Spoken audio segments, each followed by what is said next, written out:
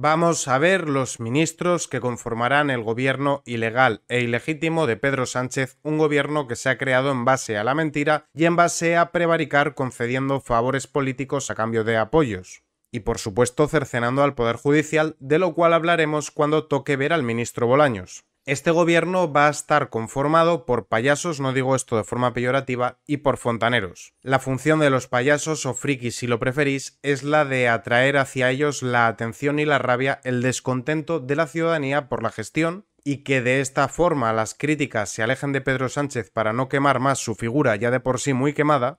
Y los fontaneros sirven para poder hacer negocios con todo tipo de personas. Ejemplo de fontanero de legislaturas pasadas sería Ábalos. Seguramente vosotros no os imagináis a Nadia Calviño reuniéndose con empresarios corruptos o con Delsi. Para ese tipo de situaciones necesitas un fontanero.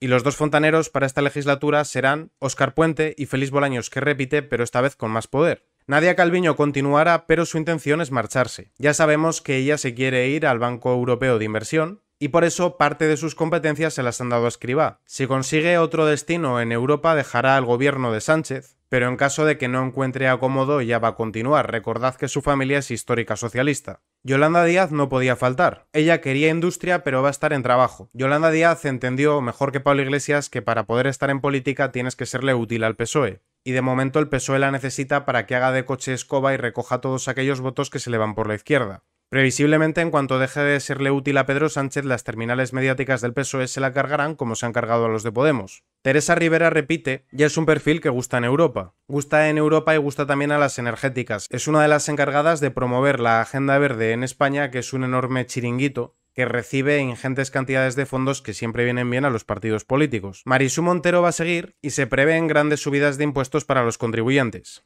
Al PSOE le interesa aumentar el número de desempleados y que más y más personas dependan de las dádivas estatales. Es una gran forma de conseguir voto clientelar. No únicamente se suben los impuestos para recaudar más, también para empobrecer a la ciudadanía y hacerla dependiente del Estado. Turno de Félix Bolaños y con este me tengo que extender bastante. Es el hombre fuerte de Pedro Sánchez y le va a servir para tener controladito al Poder Judicial. Es uno de los dos recaderos de Sánchez para que éste no se tenga que ensuciar las manos. Una persona absolutamente amoral, capaz de hacer cualquier cosa con tal de tener poder. Félix Bolaños será ministro de Presidencia, Poder Ejecutivo, Relación con las Cortes, Poder Legislativo y Justicia, Poder Judicial. Los tres poderes fusionados en uno solo. Un tipo peligroso para culminar el plan del autócrata Sánchez, anular a los jueces y convertir España en un estado autoritario.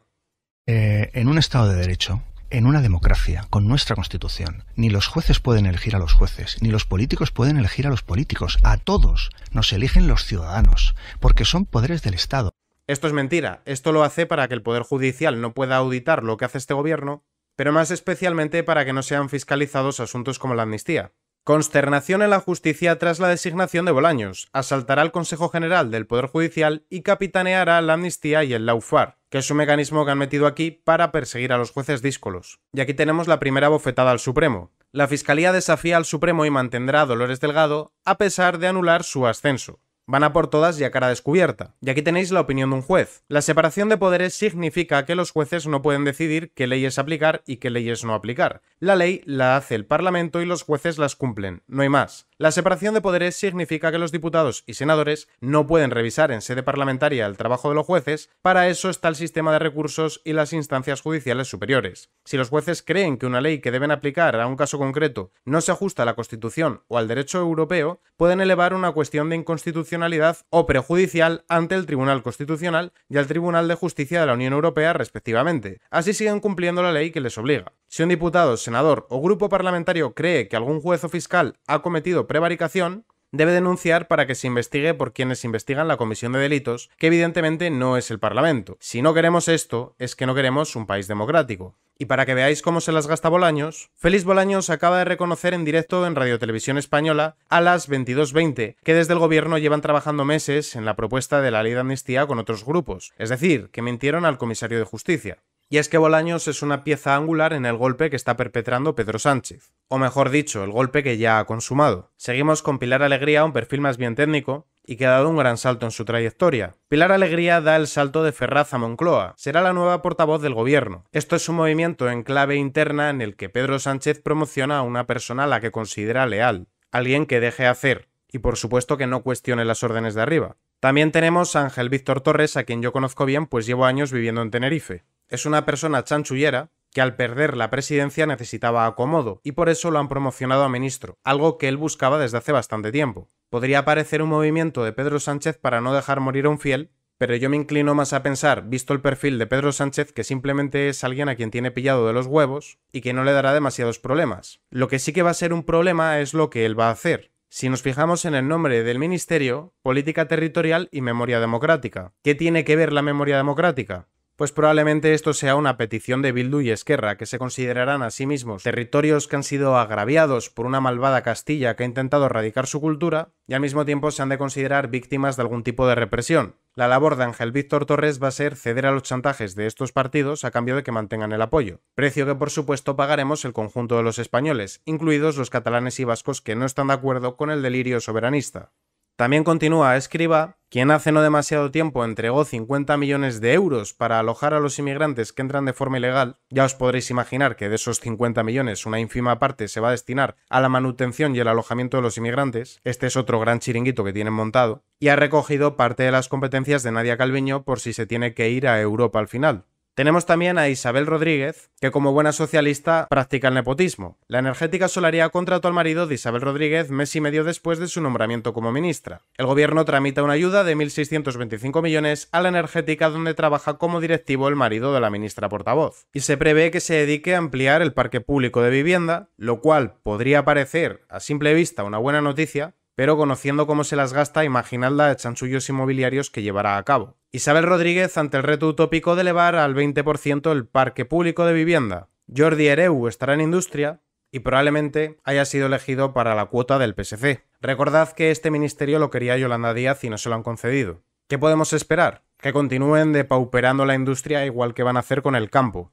Recordad que les interesa aumentar el número de personas que dependan de la dádiva estatal para de esta forma clientelarizar el voto. Álvarez estará en exteriores, Margarita Robles repite en defensa a pesar de que sonaba para sustituir a Fernando Grande Marlaska. Marlaska ya lo hemos visto, simplemente decir que está muy quemado por todos los escándalos y especialmente por la represión que estamos viendo en Ferraz. Marlaska esquiva los escándalos de su gestión y será el ministro del Interior más longevo. Y os hablaba antes de frikis pensados para desviar la atención. Mónica García obviamente es uno de estos. Decir que Ada Colau ha sido bastante más inteligente al entender para qué les quiere el PSOE y ha rehusado a ser ministra, pero la ambición de Mónica García le ha cegado. Arranca por supuesto con un escándalo. El gobierno descarta la ley ELA por cara y gasta 12 veces más en turismo sostenible. Cuestión de prioridades, parece ser. Uno de los asuntos que quieren tratar es el tema de la salud mental, lo cual Mónica García no considera una enfermedad, sino que serían personas excluidas por una moral burguesa que intentaría apartar a las personas diferentes dentro de manicomios o tratándolos con medicamentos. Mayo de 2021, manifestación del orgullo loco en Madrid, junto a esta pancarta donde se lee la enfermedad mental es una construcción social, aparece Mónica García, nueva ministra de Sanidad.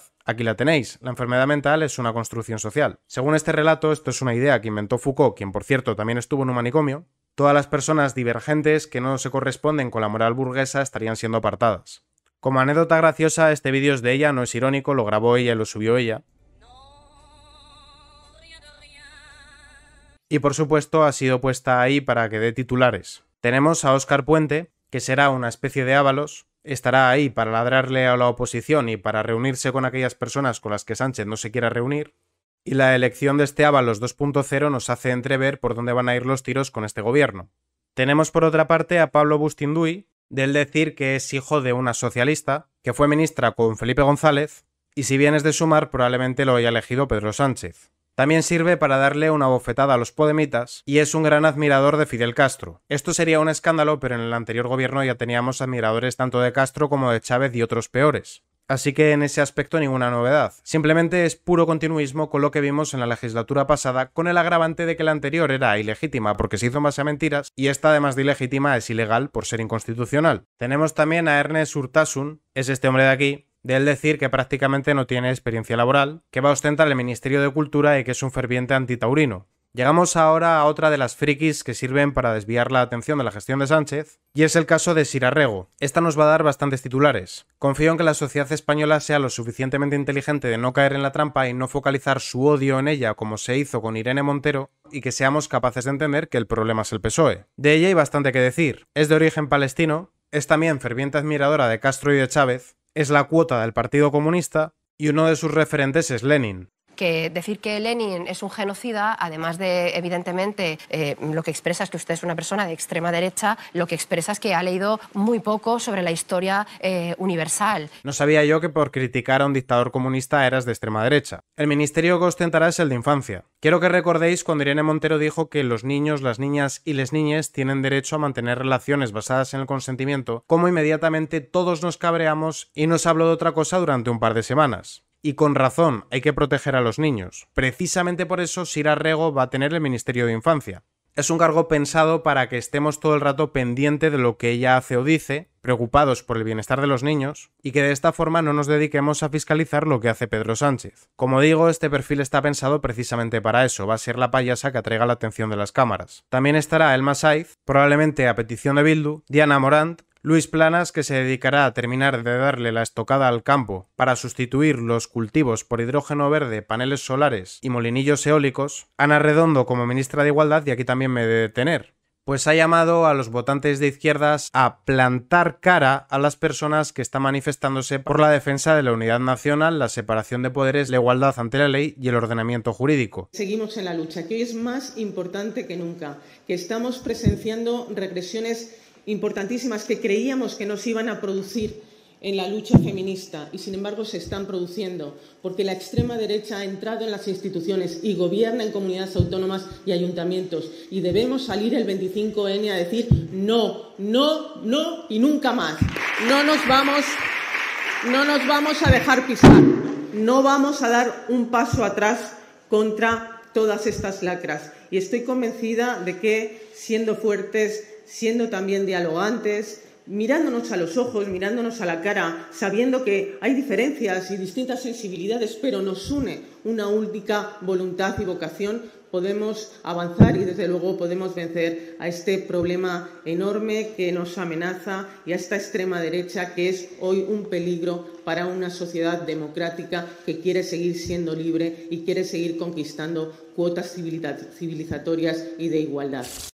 El diablo está en los detalles. Las palabras que tienen una connotación positiva las usa para referirse a ellos como libertad, derechos, cuotas y más especialmente democracia, cuando son ellos quienes están dando un golpe. En cambio, los que estamos defendiendo la igualdad ante la ley y la separación de poderes seríamos los golpistas de extrema derecha, por supuesto, y además nos llama lacras. Y también hay por ahí amenazas veladas de cómo van a poder llegar a emplear la violencia contra nosotros. Toda una declaración de intenciones. Como podéis ver, este gobierno va a ser mucho peor que el anterior, no solamente porque es ilegal e ilegítimo, sino por quienes lo van a conformar. Y sobre todo estamos entendiendo que tienen toda la intención de continuar escalando la fuerza que van a aplicar contra nosotros para perpetuarse en el poder. Y por todo ello no podemos permitir que se salgan con la suya. Y hay que continuar manejando todas las vías posibles para intentar desalojarlos del poder. La vía de las protestas pacíficas, la vía de las concentraciones, la vía de la huelga general, la vía legal, la vía internacional, la vía mediática, todas las vías posibles para intentar paliar el daño que nos quieren hacer, a nosotros y a nuestro país. Lince TV, política y noticias.